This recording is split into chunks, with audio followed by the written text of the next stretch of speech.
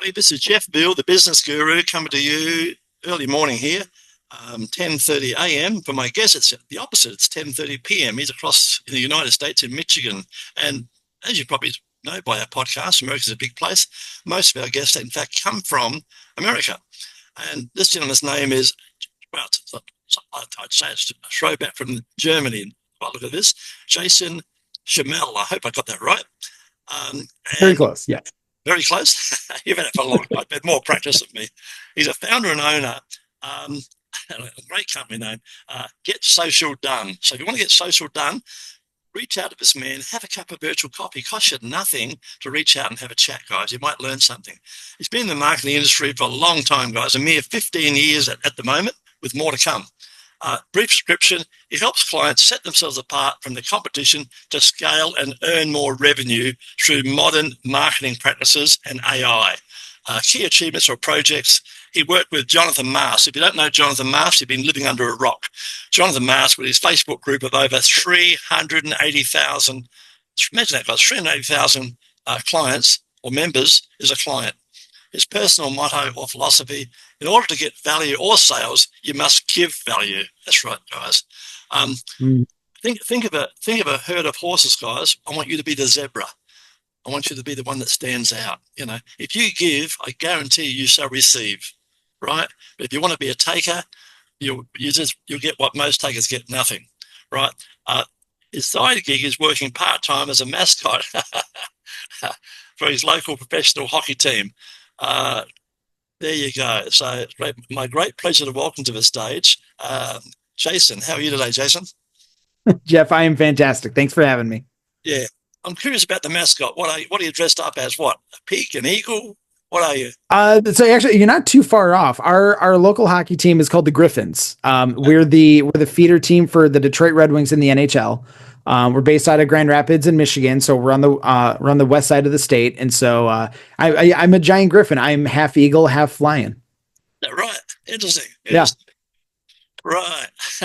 As a mascot, you get harassed at all or what? Oh, I get to get into some trouble. It's a lot of fun. You know, you get to mess around with people and stuff like that. Especially on Fridays when we have our $2 beers and hot dog night.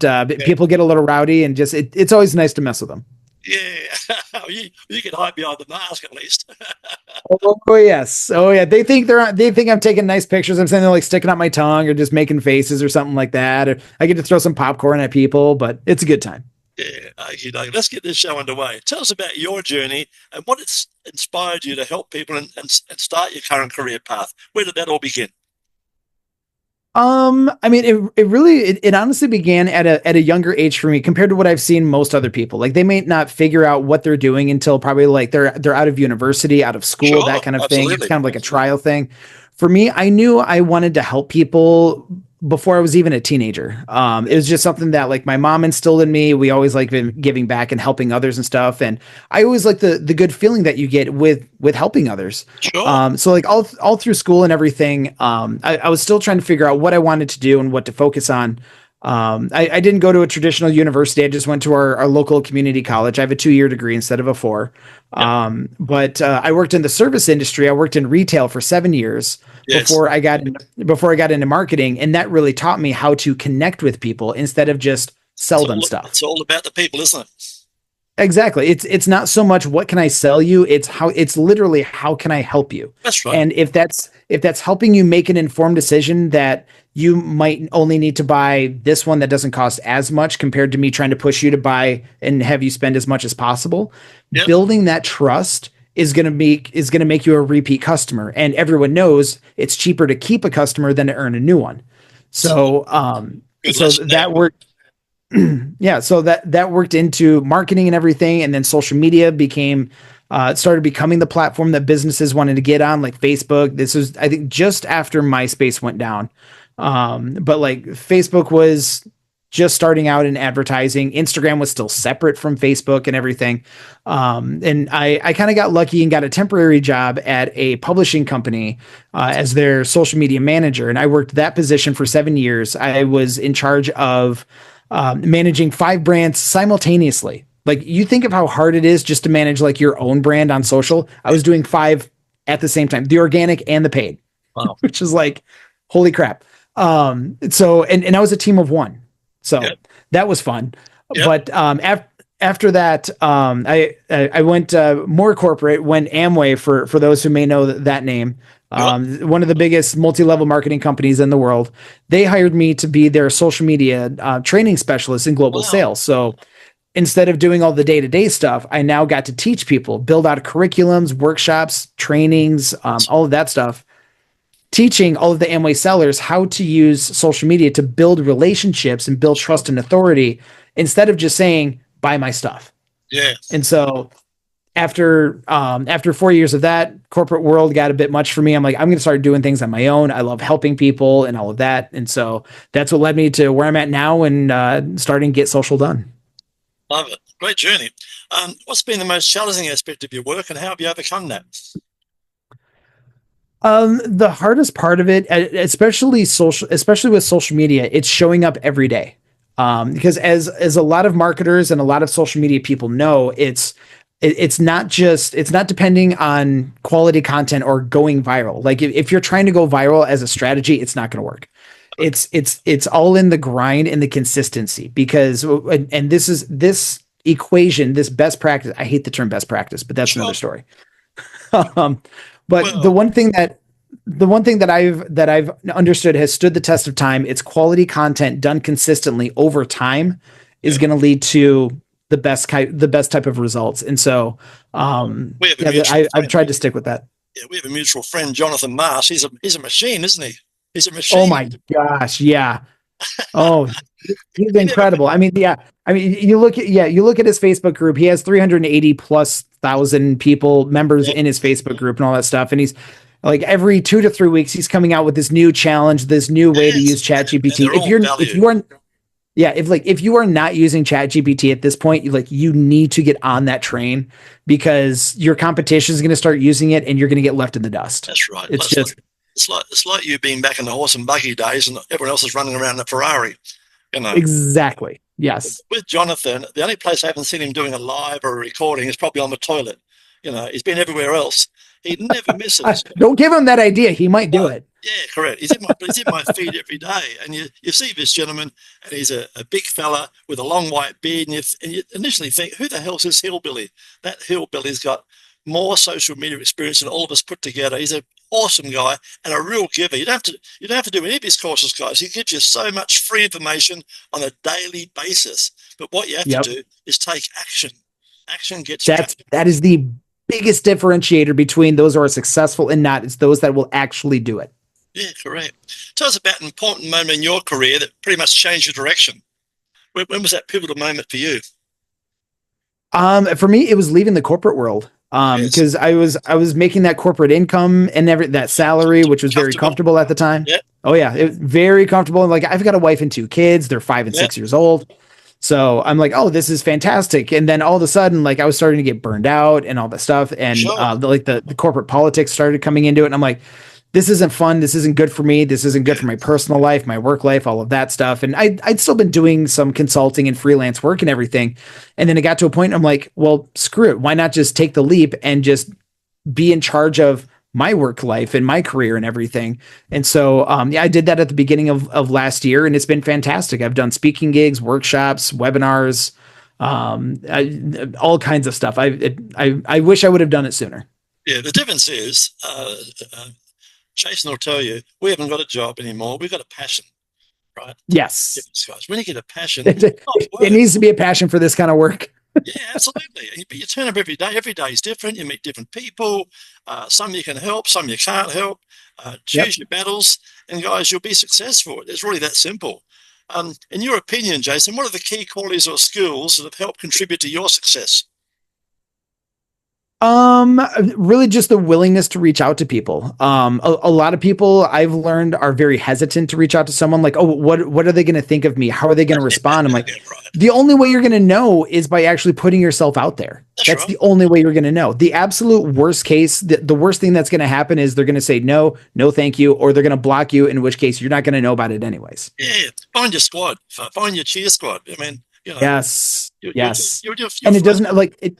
Yeah, find anywhere from 2 to 5 people who are going to be in your corner not only cheering you on, but also like holding you accountable too. Like if you say you're going to do something and they hold you to it, even if it's just asking, hey, how's this project coming along? Or how's this? Something just that subtle reminder of it's not just you. You're not alone in this journey.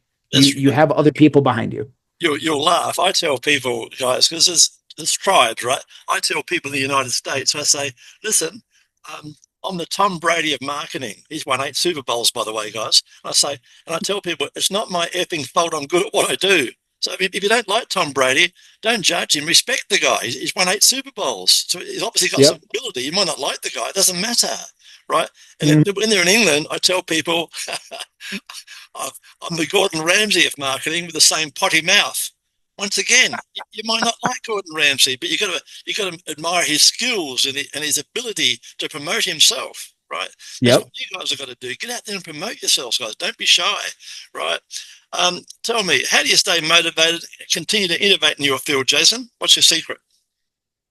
Honestly, how I stay motivated is honestly just taking inspiration from the progress that I've made. Like it's honestly just taking a step back and looking at the clients that I'm helping, how I'm helping them, and looking at the impact that I've had with them from wherever they started before I worked with them to where they are now. And sometimes I need that reminder for myself. I'm like, oh, I don't feel like I'm doing that well, or things like that. Sure. And I'll look at a client and go, oh, actually, within the past 3 months that I've worked with them, even just on the social side, we've gotten them more impressions. We've gotten them more comments. We've gotten them more leads. We've actually helped them out substantially in helping them scale their business. And so it's just the little reminders of that, of like, what I'm doing is working, even though there are days where it feels like absolutely nothing is working. Sure. That's where the day, like I'm a very data driven person. And I feel, especially in the marketing world, it definitely pays to be more data driven, making data driven decisions. Why play the game? If you don't know the score, why play the game? Exactly. Well, I only say that because a lot of people that I've worked with are very emotionally driven. Yes. Like you can think like social media ads, for example, it takes at least 6 to 8 weeks to get significant data to make decisions based off of ads. Sure. I've had people after 2 weeks say, this isn't working, shut it off. Like, we haven't given this enough time. We haven't even cut the umbilical cord on this thing. Yeah, I've been there. I know all about that. And I love some of my clients. I get angry sometimes. Surprise, surprise. I tell my clients, I say, listen, Fred, if I'm going to jump on a plane and come to America and run your effing business for you, the first thing I'm going to do is piss you off and keep all the money because I won't need you. I said, I'm here to assist you, Fred, not run your business for you. If you don't do the things I tell you, I can't get you a result. You got to work with me. You know, you got to trust the process, right? And it is a process. It's not an overnight thing. It doesn't matter what you're doing. Yeah, but you know, it's like a snowball, guys. It rolls down the hill, becomes like an avalanche if you trust the process, right? And if you give it time, if you give it time, it will be dangerous. Yeah, there'll be some roadblocks along the way, and go around them, guys. You know, don't try and go through them. Go around them. Right? If it doesn't work, try something different. And I tell people, be on one of my frustrating ones, the people on LinkedIn, they go, I'm not going to go on that Facebook bullshit. And the people on Facebook say, I'm not going to go on that LinkedIn bullshit. Let me tell you guys, my income comes from pretty much 50-50 from both groups. And I was a slow adapter to LinkedIn. I can tell you now, I make tens of thousands of dollars per month from LinkedIn and vice versa with Facebook. So guys, be on all the major platforms. And if you don't want to do it, get someone like Jason to do it for you, right? You know, invest $10 and make 100. It's a no-brainer. Tell us about a recent project or achievement you're particularly proud of, Justin. A recent one was it was working with Jonathan Mast. He's a good friend of mine. I run his ads for him. Yeah. And we had one challenge. He had one workshop where he had been averaging about 200 to 300 participants for his workshops. They cost $100. They're super valuable. You get awesome custom GPTs for it. And he laid down the challenge of, hey, with this budget and only about maybe a week and a half, 2 weeks top of time for ads, which for most people who run ads, 2 weeks is not enough. Yeah. But I took the challenge on me, like, let's do this. He already has a warmed up audience. Yeah. So we took it all on, and at the end of the campaign, his workshop had just under 700 attendees. Imagine So that. we more than doubled his workshop attendance. And to me, the man's like God with all his disciples. I can't tell you enough about the man. Look him up, guys. Yep. Jonathan Mars. That's like that is the tried and true testament of giving value over time. You keep doing it and you keep doing it. You're building so much trust where you give out all this free value and everything. And then once you have a paid offer, people are going to be like, well, absolutely. I've gotten so much value from him. It's absolutely worth putting $100 into this because you already know you're going to get value back. Absolutely. In fact, this podcast is brought about by my friend Jonathan Mars. I met Jonathan in the early days, and I went on his podcast, and it gave me the idea of doing a podcast. I'm now 200 episodes in, guys. So, and podcasts are so darn easy to do, guys. Learn, Yep. guys, learn, right? Learn, then earn. Take away the L, right? Um, what advice would you give someone younger than you aspiring to follow in your footsteps there? Jason, what would be your advice to them? I would say, oh man, that's always a good question. I would say, especially for now, find 5 to 10 people, influencers, whatever you want to Yeah, call them, successful people. Find 5 to 10 people on the social media platform of your choice that you like, yes, and someone who is exactly where you want to be, whether that be Jeff or Jonathan Mass, yeah. myself, whoever, and start copying what they're doing. That's Not right. not verbatim, but take what they're Improve it. doing and Improve it. put your own spin on it and do just one thing. Doesn't have to be major. You don't have to reinvent the wheel. Take one thing, one small thing, make it yours, and then start applying that because they're already proving that what they're doing is working. Yeah, that's You right. just need to put in the effort and the work to do it. Don't reinvent the wheel, guys. I mean, Don't need to. I borrow, or you want to be more harsh, I steal every day. Every day, Yep, guys. everyone does. I'm not a genius. I just Nothing's original. no. There's no such thing as original content anymore. Look, even with ChatGPT, guys, I'll say talk like Gary V. He talks a bit like me, so all my stuff's written like Gary V wrote it. You know, Yep. Yep. thanks ChatGPT. It's awesome. Looking ahead, what are your goals and aspirations for the future, Jason? My goals and aspirations are just to keep building the business. I mean, because as I get more clients, that means I get to help more people scale their business, and so I'm in the business of win-win situations in Okay. relationships. I always try and find ways of where people can help me, but I can help them too. On the business side of things, that means I'm making money by helping their business grow. That's a win-win for both of us. So Sure. that's what I'm focused on. Yeah, love that. Love that. Love your attitude. Tell us, how can our listeners and people watching this wonderful podcast, how can they find out more about you and your services? What's the best way? Well, I've got my website. It's super easy to remember, getsocialdone.com. Otherwise, you can find me primarily on Facebook and LinkedIn. Just search me on Jason Schemmel. To my knowledge, I'm still the only one in existence, unless the Yeah, evil twin has popped up somewhere. So yeah, we might with reach AI out, say cloning. hi. I'd love to It might chat. not be you. Yeah, right. Hey, you never know. Uh, Tell us a fun fact about yourself that most people don't know before we wrap it up. Oh, besides the mascot thing? Oh man. Um, let's see. Another interesting fact. I just recently got into pickleball. All right. I know that's a sport that's been around for years. Yes. But a friend of mine just got me into it about 5, 6 weeks ago, and like I am hooked. But once Lovely. you start learning of like what you're supposed to be doing and where to be and stuff, and things start clicking, you're like, dang it, this is fun. I want to keep doing this. Yeah. Well, it's It's like, exercise it's a without exercise while you're having fun, isn't it? that's what I like doing. That's why I play hockey. That's why I play pickleball. Like I'm working out without focusing on the fact that I'm working out. Yeah, that's I, it. I Yeah, like movement, I've got movement. the ADHD stuff, so like I have to be distracted and make it fun. I think we both caught that from Jonathan. Yeah. uh, no, it's been awesome having you as a guest, my friend.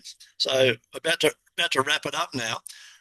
But guys, if you want to be on the show, think about it, guys. It's $30,000 for a TV commercial, and why that commercial's on, they might go off and make themselves a burger, a coffee, or go to the loo, and they miss it completely.